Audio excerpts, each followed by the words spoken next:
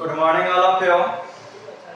आज हम लोग क्लास 8 के फाउंडेशन केमिस्ट्री का चैप्टर सेकंड पढ़ेंगे, जिसका टॉपिक है सेपरेशंस ऑफ मिक्सचर्स। मैंने पिछले वीडियो में आप लोगों को वो कंपाउंड्स, मिक्सचर्स, एलिमेंट्स, मैटर पे मैंने काफ़ी बढ़िया वीडियो बना दिया हूँ, ठीक है ना। और उस वीडियो में मैं उन सभी चीज़ों को मैंने काफ़ी अच्छे से डिफाइन कर चुका हूँ। और आज के वीडियो में, आज के लेक्चर में हम लोग ये पढ़ेंगे सेपरेशंस ऑफ मिक्सचर। मिक्सचर्स का सेपरेशन कैसे करते हैं, मतलब 2-3 मिक्सचर्स अगर एक साथ मिल गई हो, मतलब 2-3-4 एलिमेंट्स एक साथ मिल करके मिक्सचर्स का फॉर्मेशन की हो, तब उन अगर मिक्सचर से फिर कॉन्स्टिट्यूएंट पार्टिकल्स को अलग करना हो, सेपरेट करना हो, तब उसको कैसे सेपरेट करेंगे, कैसे उसको अलग करेंगे,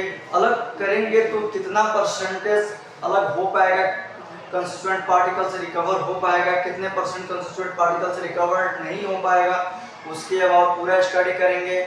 बिसाइड्स इसके बावजूद हम लोग ये स्टडी करेंगे कि सॉलिड और सॉलिड एक साथ अगर मिक्सचर्स बने हुए हैं तो उनके सेपरेशंस का मेथड क्या है। फिर अगर सॉलिड लिक्विड एक साथ मिक्सअप है तो उसका सेपरेशंस किस प्रोसेस के थ्रू, किस प्यूरिफिकेशन प्रोसेस के थ्रू, किस सेपरेशन प्रोसेस के थ्रू करेंगे, उसी के अबाउट यहाँ पे हम लोग काफ़ी अच्छे से इस टॉपिक पर स्टडी करेंगे, फोकस करेंगे, ठीक है। अब आते हैं, सबसे पहले ये समझें कि अराउंड हमारे चारों तरफ जितने भी मिक्सचर्स होते हैं ना, जितने कुछ भी हम लोग देखते हैं, जो भी दिखाई पड़ती है, वो ऑलमोस्ट मिक्सचर्स होता है। और मिक्सचर्स केमिकली प्योर नहीं होता है, वो केमिकली इम्प्योर होता है। तो जो भी कुछ हम मोस्टली देखते हैं वो सब कुछ आपका मिक्सचर्स होता है। तो अब उन सभी मिक्सचर्सों को, सभी मिक्सचर्स वाले कंस्टिट्यूएंट पार्टिकल्स को कैसे सेपरेट करेंगे, कैसे अलग करेंगे, इसी पे फोकस करनी है।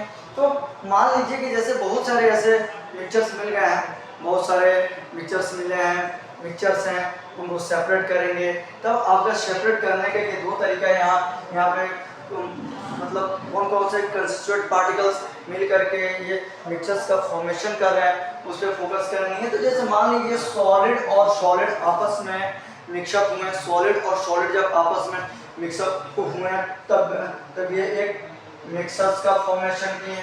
उसके बाद कहता है कि सॉलिड और लिक्विड भी आपस में मिक्सअप होकर के आपका मिक्सचर्स का फॉर्मेशन कर रहे हैं, ठीक है ना। ये मिक्सचर्स बना लिया आपने, क्या बना लिया बाबू, मिक्सचर बना लिया। उसके बाद से लिक्विड और लिक्विड आपस में डिजॉल्व होकर के क्या कर लिया, मिक्सचर्स बना लिए। और मिक्सचर्स आपकी सॉल्यूशन होती है जिसमें सॉल्वेंट होते हैं, क्लियर है।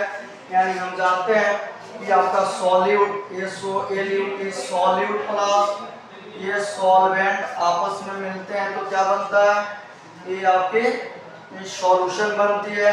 तो आपकी सॉल्यूट और सॉल्वेंट सॉलिड हो सकते हैं, क्या हो सकते हैं बाबू, सॉलिड हो सकते हैं।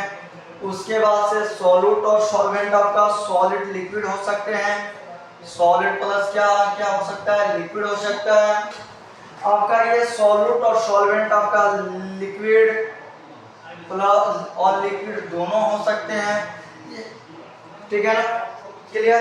ऐसा नहीं है, हो गया, ऐसा नहीं है कि सॉल्वेंट लिक्विड ही होगा, सॉलिड ही होगा, मतलब कोई लिक्विड और कोई सॉल्वेंट हो सकता है, लेकिन जो भी होगा इसी फॉर्म में होगा। वो क्या बनाएंगे, कंप्लीट आपका सॉल्यूशन बनाएंगे, मिक्सचर बनाएंगे, क्लियर है। तो इन सभी का हम लोग प्योरिफिकेशन कैसे करेंगे, सेपरेशन कैसे करेंगे, इसको हम लोग काफ़ी बढ़िया से आज के क्लास में देखने का हम लोग प्रयास करेंगे। जैसे देखिएगा, हम जानते हैं कि मिक्सचर्स के अबाउट बहुत कन्फ्यूजन होती है, कंपाउंड्स के अबाउट बहुत कन्फ्यूजन होती है। उस कन्फ्यूजन को आज क्या कर लेना, हम लोगों को प्रॉपरली स्टडी करके बढ़िया से ध्यान दे करके काफ़ी अच्छे से क्लियर कर लेना। अब जैसे हम जानते हैं, ध्यान दीजिएगा, एक आपका फर्स्ट टॉपिक है सेपरेशन का, separation of mixtures of two solids. Separation of mixtures of two solid का सेपरेशन कैसे करेंगे, ध्यान दीजिएगा। अब मान लीजिए कि सबसे फर्स्ट ऑफ ऑल आता है हैंड पिकिंग। क्या आती है बाबू, हैंड पिकिंग आती है। तो ध्यान दीजिए, हैंड पिकिंग होती क्या है, जैसे मान लीजिए कि जनरल मोस्ट कॉमन एग्जांपल दे रहा हूँ आप लोगों को, मोस्ट कॉमन एग्जांपल दे रहा हूँ। जैसे मान लीजिए घर में सब किसी के घर में राइस होती है, चावल होती है, चावल में बहुत छोटे छोटे स्टोन मिले हुए होते हैं, या कहें तो फिर अनवांटेड में सॉलिड पार्टिकल्स होते हैं, क्योंकि ये ड्राई राइस भी आपका सॉलिड फॉर्म में होता है, और जो भी आपका अनवांटेड मटेरियल्स उसमें होते हैं in the form of stone होता है, क्ले होता है, बहुत सारी ऐसी चीज़ें होते हैं जो कि आपका सॉलिड फॉर्म में होते हैं। तब अब राइस से उन अनवांटेड मटेरियल्स को, पार्टिकल्स को, कंस्टिट्यूएंट पार्टिकल्स को कैसे अलग करेंगे? तो तब सबसे कॉमन मेथड आता है आपका हैंड पिकिंग, मतलब होती है हाथ से चुन करके। क्या करेंगे बाबू? हाथ से चुन करके। तो चुनने में हम क्या करते हैं, थोड़ी सी राइस ले लेंगे, और राइस लेने के बाद काफ़ी सिंसियरिटी के साथ उसमें जितने भी अनवांटेड मटेरियल्स आपका होंगे उसको पिकअप करके कहाँ क्या कर देंगे, पलट करके बाहर निकाल देंगे, जिसके कारण सिर्फ जो भी आपका अनवांटेड मटेरियल्स होगा, स्टोन होगा, उसके बाद से बहुत सारे रॉ मटेरियल्स होंगे जो कि यूजफुल नहीं है, वो आपके राइस से सेपरेट हो जाएंगे, और जो आपकी राइस है वो आपका प्योर फॉर्म में हो जाएगा। ठीक है। उसके बाद आता है विनोइंग, मतलब ओसाई करके।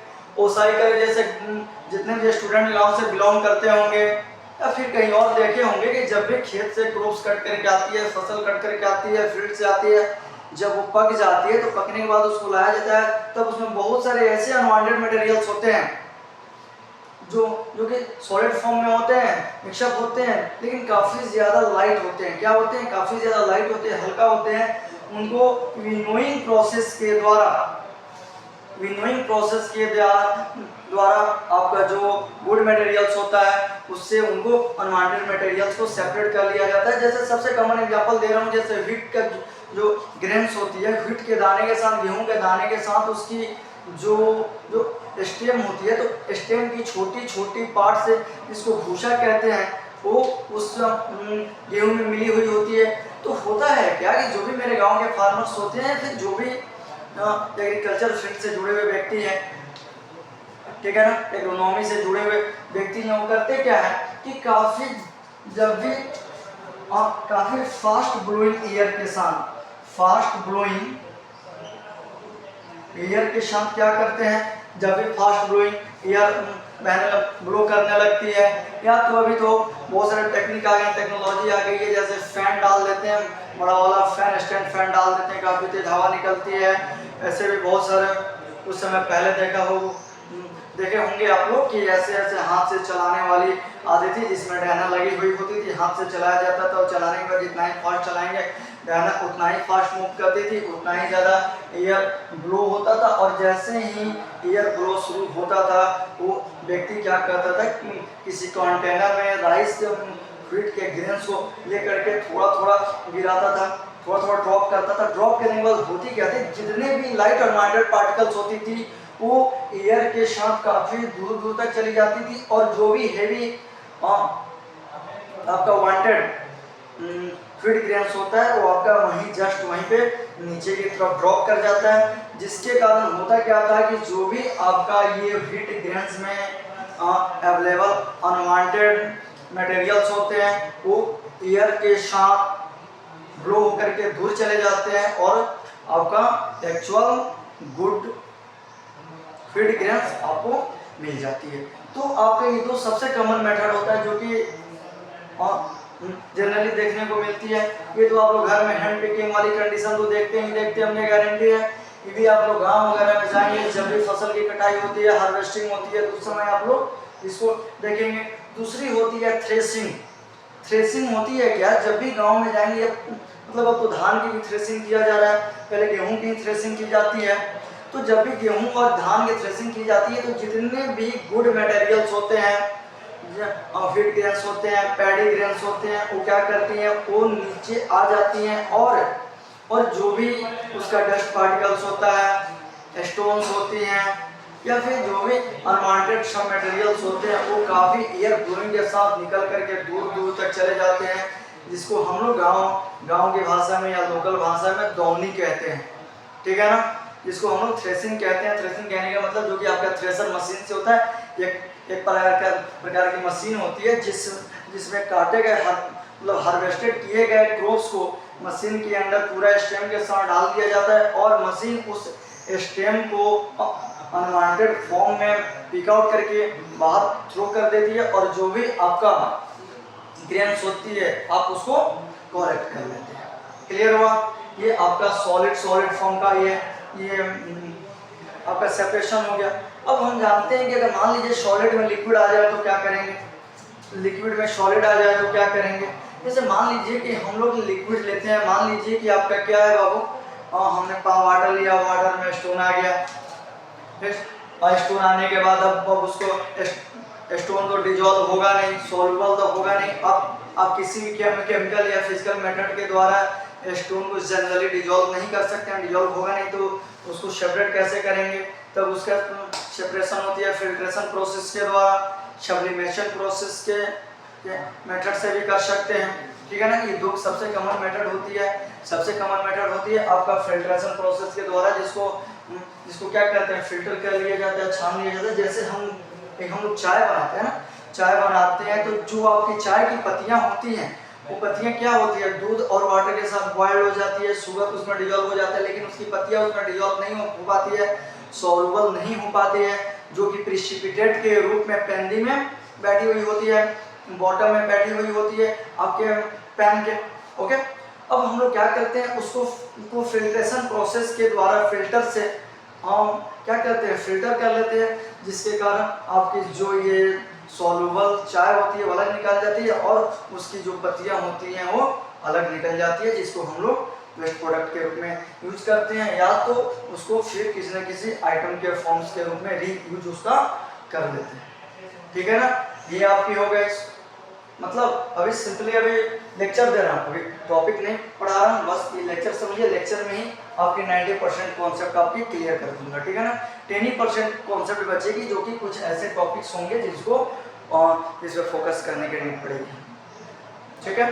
अब चलिए यहाँ पे देखिए, जैसे लिक्विड और लिक्विड हो गया।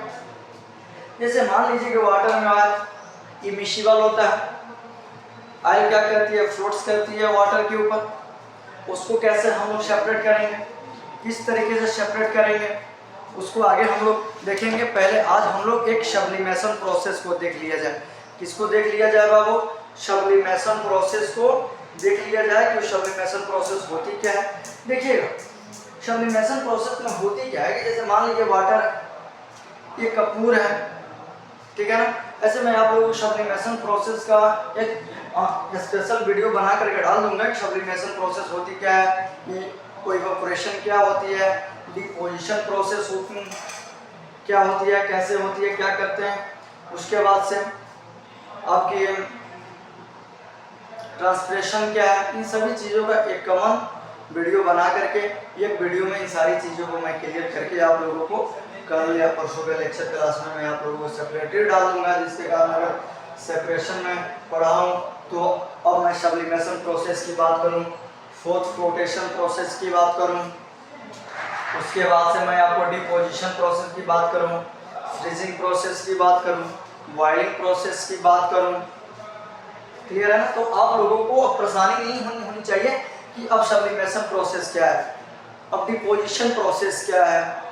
तो इसलिए अगले लेक्चर के क्लास में मैं या तो ये क्लियर कर दूंगा पूरा, ठीक है ना। इसके लिए आप निश्चिंत रहें।